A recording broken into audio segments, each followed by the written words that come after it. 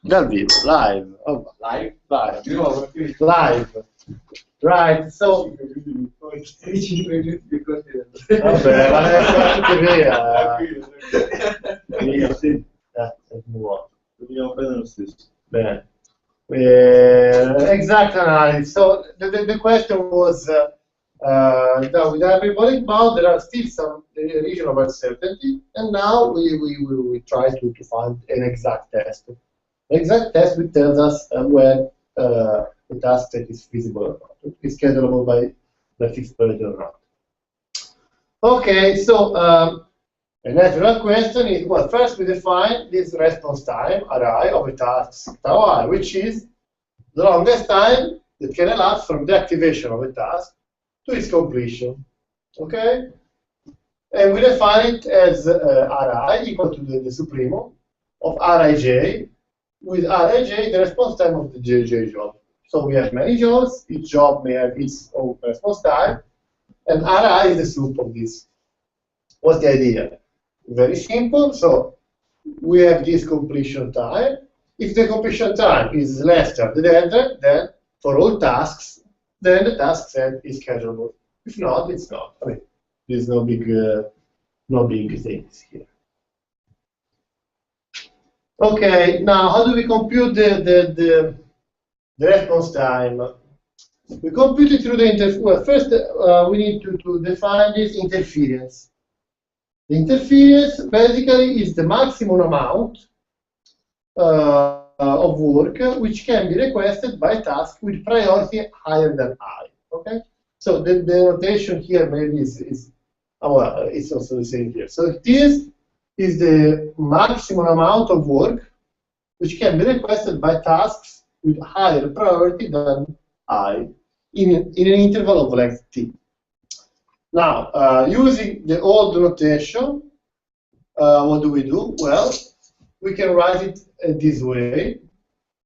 Well, the sum over all higher priority tasks of the request. This is the request, right? You remember this was the request function. So the integral between 0 and t is the cumulative request of task j in the interval. Okay. But now we are into the case of sporadic task, and this we can write in this way. We can write in this way. We have the computation time Cj and all the Dirac delta at multiples of the period of the task Tj. Okay.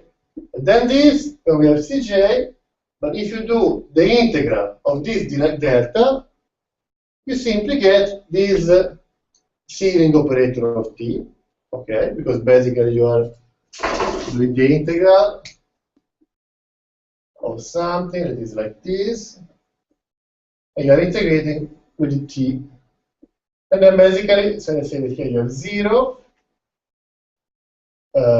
Yes, something that was on a footnote, but I better do it, repeat it now. When I write integral between, let's say, any a and b of whatever, I interpret as the integral over the integral which is left closed and right open. Okay. So basically, when I do let's say the integral from 0 to 0, which is let's say t equal to 0, from 0 to 0 is the empty interval, so it's 0 because the integral over empty is 0. As I move a bit, I get immediately the first Dirac delta, and then I get the step. That's why, okay, the integral of this is something that is like empty here, then it goes to 1, empty here, then it goes to 2, empty here, it goes to 1. Okay? Anyway, this is a classic expression of the interference. Okay. Right, okay, here the note for myself was to compute, to make an example of interference with differentiation pattern. Okay, I do thank you for the suggestion. Let's assume that instead of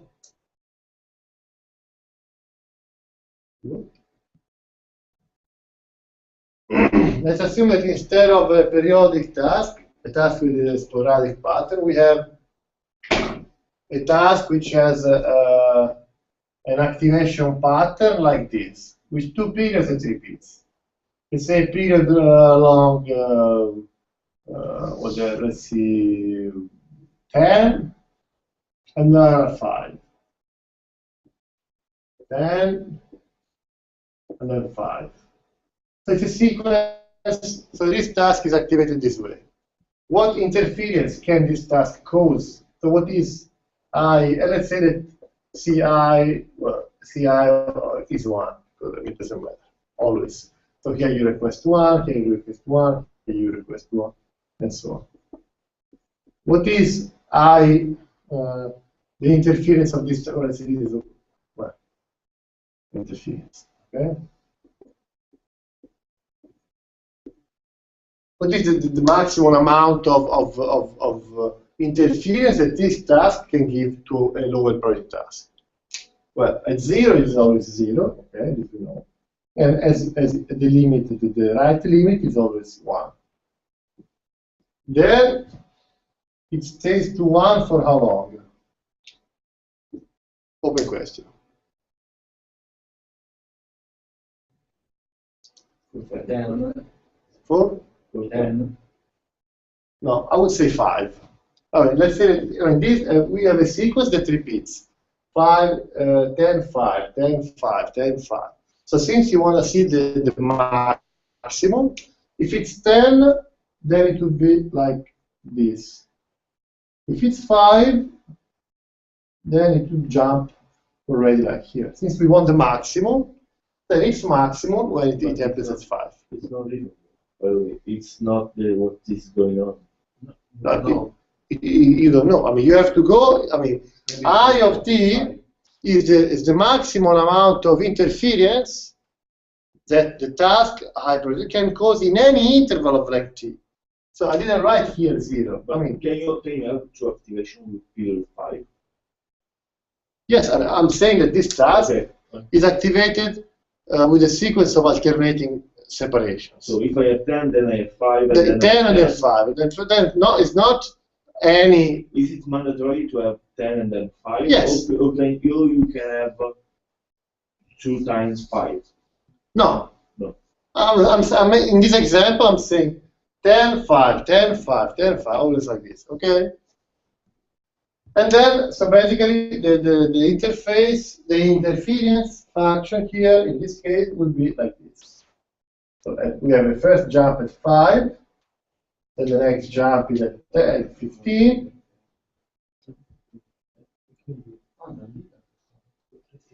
At 20.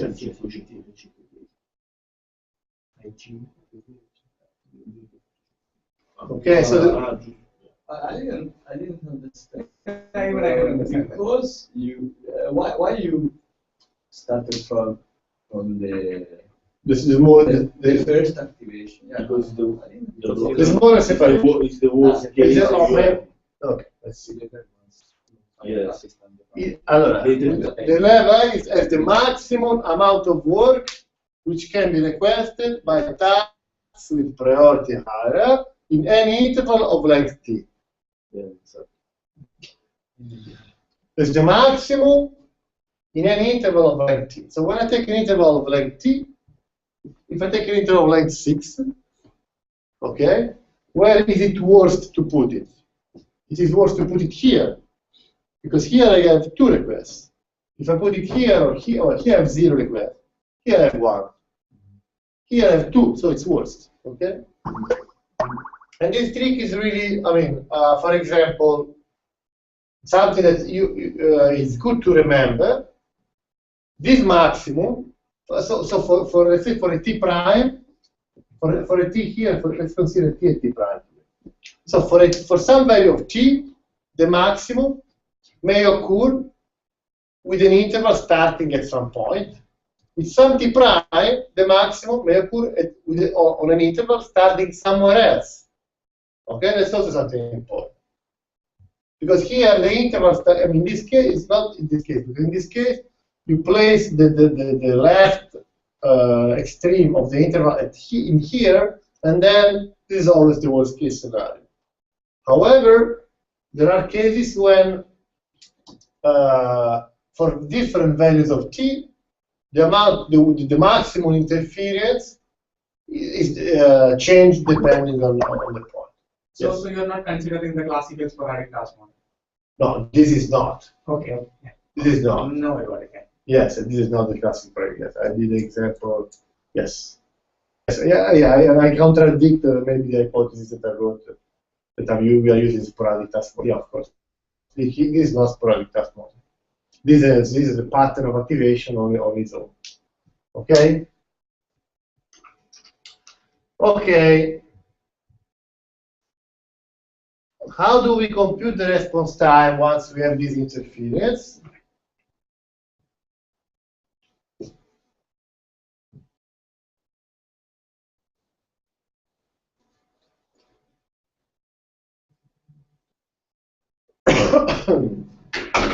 We compute it in this way. Well, the response time of the first job of tau I is found as the smallest fixed point of the following iterative equation.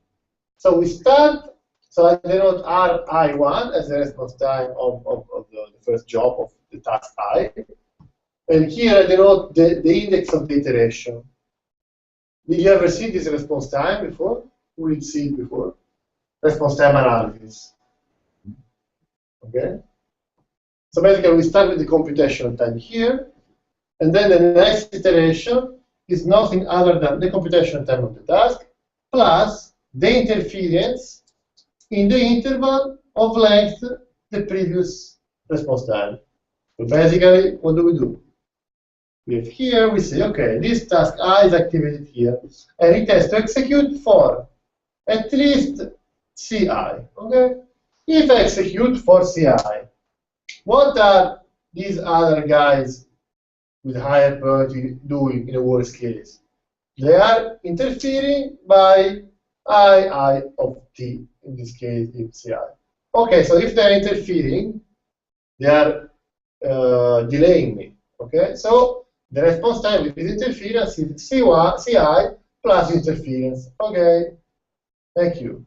Then here, what's interference here? Something else, etc. Okay?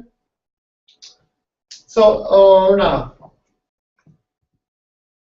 this iteration is proved to converge if and only if utilization is less than one. Okay? Explain this rationale basically with this drawing. Thank you for the reminder. Actually, I have one confusion about this iteration. Yes. It's like each step, each step, at least, for example, at step K, we compute the RIK, and in next step, we compute the interference in this RIK plus the execution time, and we get the new RIK plus 1. Yes. However, I'm thinking, in this way, is that we suppose that in the first step IK plus CI. In the first step IK, what if the task tau I has executed, for example, half this IK, and yeah, but this is considered well. Okay, here. So maybe you want to subtract something here? Yes. Okay. The point is that if you here, you are not accounting for what you have executed. So here, this is interference. Look. Okay, let me draw it again. So you start with Ci, okay, and then we go to the first iteration, I1 of Z of 1. Okay? To compute the next one, I compute the interference not just here, but in the entire interval. So this is the interference in the entire interval. So I have, I have to put Ci inside entirely again. So it's not like this plus the interference. So I'm starting from the beginning, always, again and again. That's why I have to add the CI entirely, always, since the beginning. I think I understand nonsense. Okay?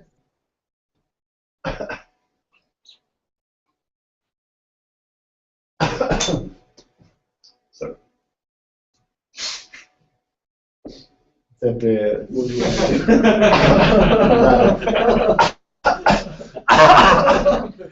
ok. Va bene. Arbitrary deadline case. Okay, whatever. Right. So if the response time of the first job is less or equal than the period ti, then the first job has completed at ti. It's completed because the response time is less or equal than ti. And then the pending work at ti is 0 of the task array because it has finished. Okay? And if the pending work at ti is 0, then the max is proved that the maximum, the longest response time over time, occurs only on the first job. So basically, R1 is actually the response time of the task because it's the supremo.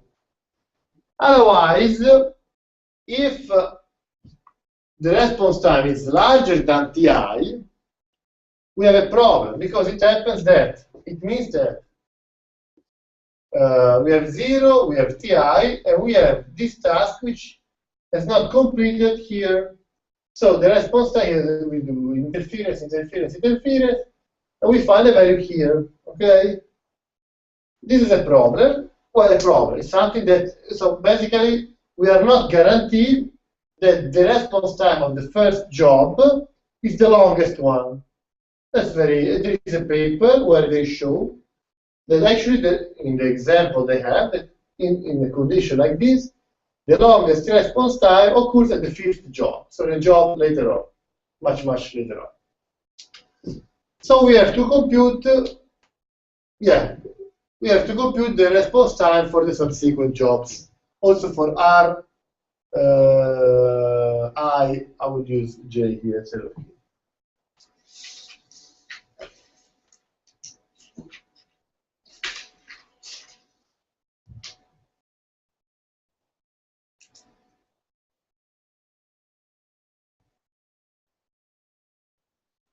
Okay. So now in the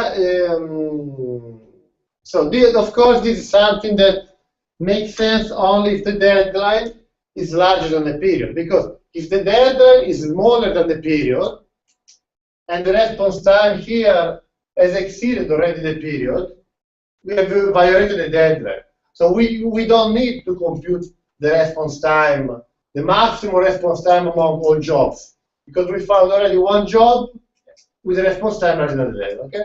So this computation makes sense only if you have arbitrary deadline. What do we do then? Let me erase here. So you are saying that that value 2 is on it has only sense when on the condition of value 3, right? It's something that can happen even if even in the other case, but we do not proceed with the process. Also, it depends on what is the goal. So if the goal is to check the schedulability, then we don't need to do that. If the goal is to compute the response time, then maybe it makes sense to compute it anyway, because maybe we say, look, we know for sure that we have violated the deadline. Okay? Let's see how anyway, what is the response time. And then you need to do it anyway. Okay? So, right. What do? We compute the so-called absolute response time, which is the response time computed starting from 0. Okay, let me draw here. Let's say 0, Ti, and 2 Ti. Okay? This is what I called, let's say, RI1. Let's say this guy here complete here. Okay, now I have so basically the job activated here completes here after all the interference. So this length is RI2, is the response time of the second job, while its absolute length is what I call R small I2. Okay? So the small r starts from 0. It's called like absolute job response time. So response time, absolute in the sense of reference to 0. While the relative response time is the response time relative to this activation. But it can make sense to compute the response time in this situation. So suppose that you are not scheduled, and you want to compute the response time anyway. For arbitrary, since you have arbitrary, that's. The thing is that you have arbitrary deadlines. So my question was, okay, if you are not scheduled, probably the deadline, the response time goes to infinity. No, not necessarily. No, it is possible that you have. Okay. I think it's like there are cases when the response time is larger than the period, but finite. It doesn't go to infinity. I don't know if I answered to your I think question. what he's asking is, do you have to check infinite number of jobs?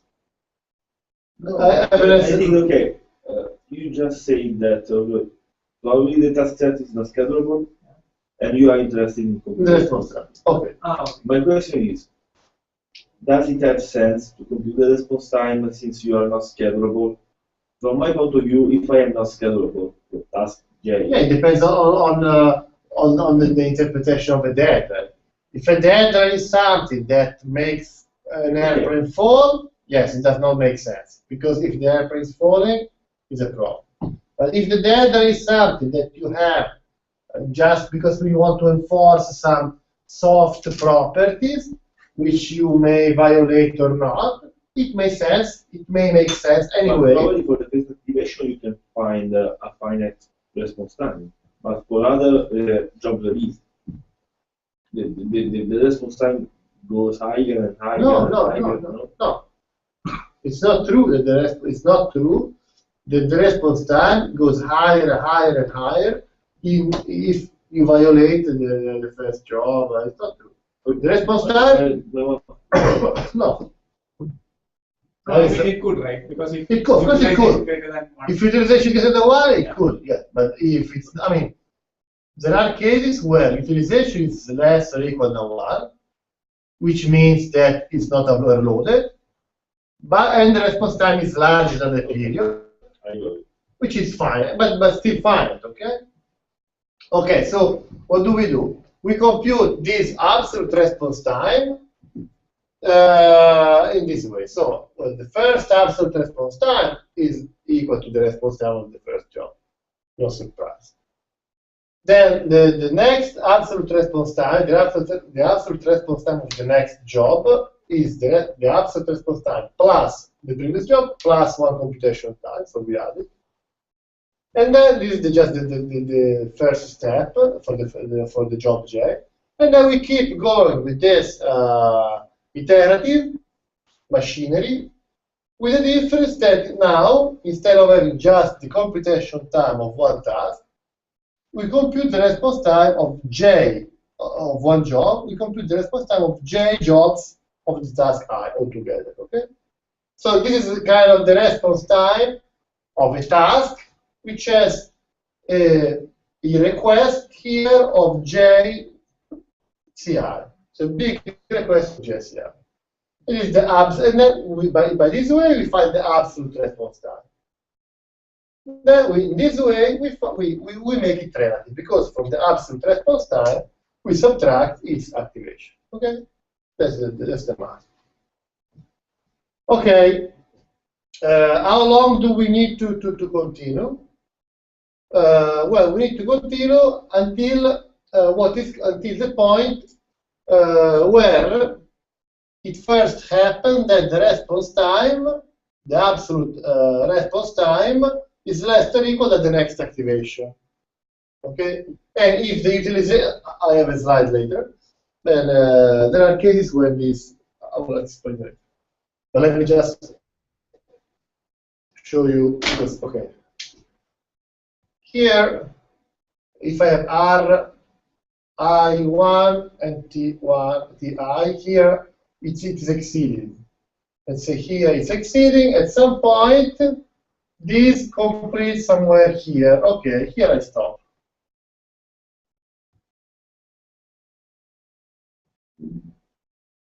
I stop when the absolute response time is less or equal than the activation of the next job, because I have an idle. And the time from here to here is called level I busy period. This is just a term. And J star in this case is 3. So I stop up to 3. So in this case, J star is equal to 3. Because I have to compute up to 3 jobs. Okay, so what happened? Now let's talk a bit about where it's finite, it explodes, and whatever. So when the total utilization is less than 1, strictly less, then J star is finite, because if the total utilization is less than 1, there is an idle somewhere. If there is idle somewhere, we will find it sooner or later. Okay, so this is finite. If the total utilization is larger than 1, strictly larger, then, as Fabio was saying, the limit of the response time goes to infinity because it's overloaded. Level I overload. Okay? Now, if the total is left only the case where you have equal to 1, which is quite interesting. If the total utilization is equal to 1 and the periods are linear dependent over the rational numbers, this is kind of scary. This is scary. No. Linear dependent over rational numbers, it means that, for those of you who know the upper periods, it means a set of integers. So you have, it means that you have some h equal to ki ti for all, so it exists h for all I, no, exists h for all I, so exists h for all I, h equal to ki ti, so for exists h for all I, okay, exists ki, integer. Okay? What does it mean? It means that it exists an hyper period. It exists an hyper period, then up to the hyper period, everything will repeat. I have just a question on this stupid question, maybe. So if you want to check the scalability, you can verify on the hyper period. This is true for fixed priority, but also for dynamic priority. Like yeah, because after it repeats, everything repeats. Okay. I was wondering, with EDF, for example, if you have variable computation times, in that case, variable computation time, you mean unknown? According to probability distribution. Okay. So, job by job. So at every job, at every job there is a different computation time. Okay. It's true that you have a variable scalability condition over each iterative period, or not. So, for example, I mean, there are two tasks, and at the first job, one has period 3 and one has period 5, for example. And first job, the first one. I mean, right. So T1 equal to, okay, T1 equal to 3, and T2 equal to 5. So at the first job, T1 takes C1. Yeah, C1 is, for example, 2, and the other is C2 is 2 again. I'm improvising, so. Okay. If you want to come to draw what you have in mind. No. So here you have 2. So 2. And the second one is 2. And the second one is 2, for example. So you. But what is the length of the second job here of P1, of that one? So in that case, the second task is interrupted, right? Yes, and here it depends on how much it takes this. Okay, and yeah, the fact that you have variable computation times may vary the priority of the task over the hyperperiods or not. The priority, no, the priority. No. The priority in the case of EDF. No, with EDF. With EDF, the priority is given by the deadline. The deadline is given too.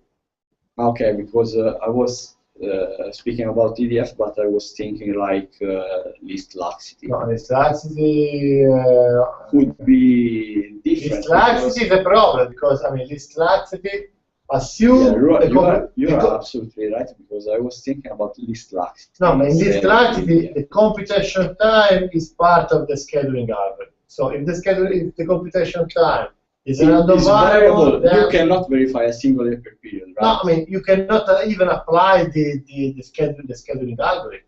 The scheduling algorithm requires to compute the laxity, and the laxity is function of the computation time of the task.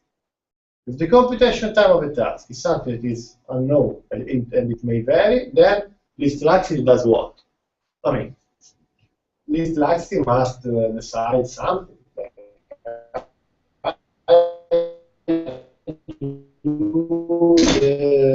Worst case, I don't know. Okay, in that sense. So, okay. Yeah, that's fine. Yes, okay. Because I was confusing by the fact that the deadline is always the same. Yeah, I was thinking about like this class. Okay, it's fine. No, okay, excellent. Okay, so right, going back to this strange case. So if the periods are linear dependent on the rational, it means that there is an hyperperiod, what is called hyperperiod. And it means that J star basically is the number of jobs that fits into one hyperperiod, okay? Right, on the other hand, if the periods are linear independent over the rational, which means that there is some irrational number, let's say square root of 2, pi, whatever. Of course, it's a kind of mathematical abstraction, right? But it's, it's nice to talk about. I'm not tomorrow implementing a task with square root of 2 as a period, but it's good to know, right? It's fun to know. But that was the point, that the J star is infinite. So the number of jobs you may need to compute is infinite. So because the schedule never repeats and you're never finding an idle. So because of this, there is no idle, and because of this, the schedule never repeats. So J star is infinite. So you have to continue forever, but still Ri is finite. And it is the supremum of all jobs. This is a very special case, but it's fun because it's not exploding, it's not overloaded, because you have utilization equal to 1, not larger than 1. So it's not overloaded. There is no hyperperiod because there is irrational numbers, but still there is a response time. Task still has a response time, which is in this case the supremum. Okay. Okay. In human cases, this is not a human case. Okay, but it's a nice limit case to consider. In human case, then the response time is just the max of a finite now of a finite set of job response time. Okay, now a bit about upper bound. Right. So doing this iteration of the response time may be time-consuming, very time-consuming because you have to do iterations, so on and so forth. So one may forget about necessity. Say, look, I don't care of this exact response time. There are cases, for example, when this response time is into an analysis tool that you have to iterate many times. Marco Di Natale is often working with this tool when you have to compute the response time. So very often the response time is the basic block of a big machine that you are iterating over and over. So if you can simplify it, it improves everything in the rest, right? So I have a question. Right. Which is the faster way to compute the response time? For example, The exact response time. exact response time. I implemented the tool now that computes the response time by the request bound function. And then I consider all the busy periods, and then I compute the relative response time. For arbitrary data case or For implicit data. implicit data? And sometimes it is really time consuming. Depends on the numbers, the number of periods, on the values of the periods. I mean, if it's constrained, then it should not be, because I mean, what creates a big problems are when you have J star very big, when you have to compute many jobs ahead in the future. Okay, that takes a lot of time.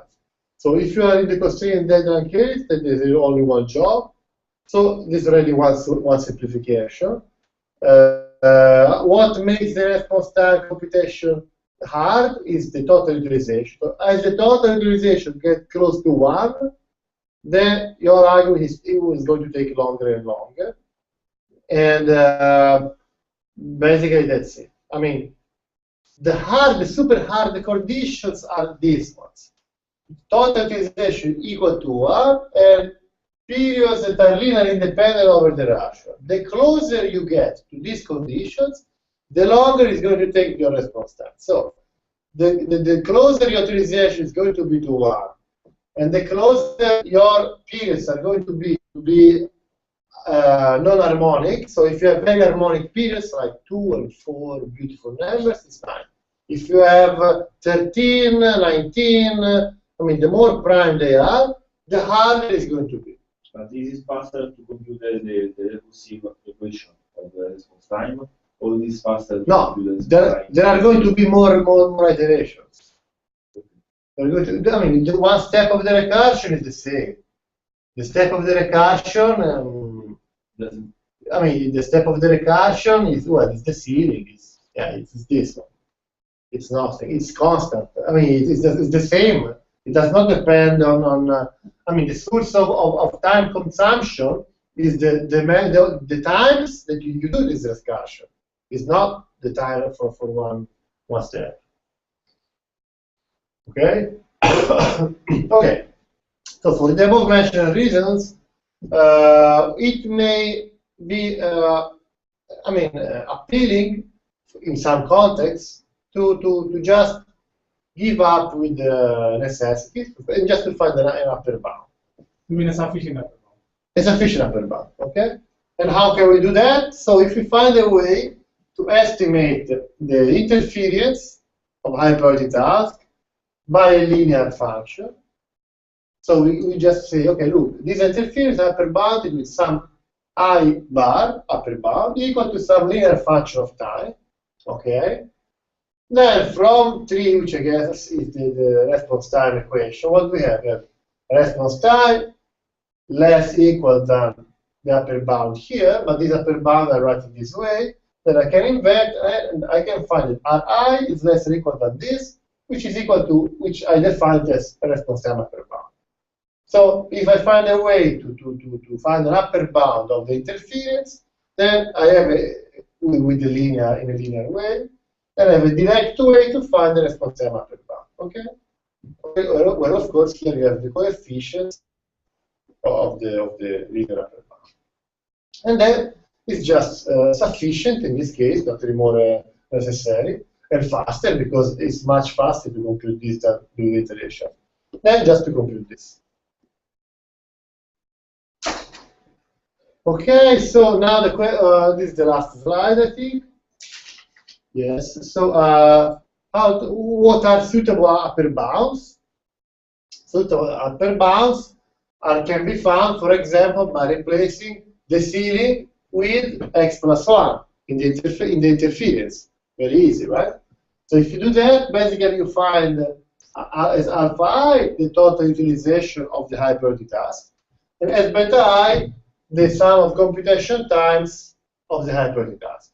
And then you plug this alpha and beta here, and you find a valid upper bound.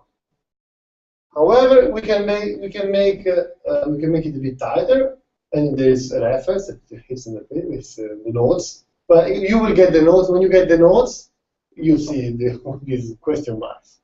Okay. Then you can tighten a bit. You can lower a bit beta, as you see here. As you see here, the smaller the better is the upper bound, and of course the tighter is the upper bound. So the smaller it is this value, the tighter is this upper bound, right? And this value is a bit smaller than this because it multiplies its computation time by something that is less than 1, less or equal to 1. This is 1. And this is valid. And this is proved to be valid also in the arbitrary deadline case. So it also avoids to compute response time at all jobs. Okay, over. Questions now and or something before I said before. Anything? Another stupid question. Yeah. Do you remember your example of different activation patterns? Yeah. Mm-hmm. So you said that that task was not sporadic. No. Sporadic in the way. Sporadic with the minimum interarrival time of 5. No, it's not, because I mean, if it's sporadic with a minimum interval of 5, then it may arrive always every 5. It may. While the Okay. Your pattern was mandatory. Yeah, my pattern was there. I assumed that was the pattern. Okay. Questions? No. Okay, we can conclude. So next one is then Monday at 10. Monday. Monday at 10. Okay, thank you. Gestaci già Arrivato su all'ultimo all'ultimo giorno. giorno. Yeah, Excuse me, you're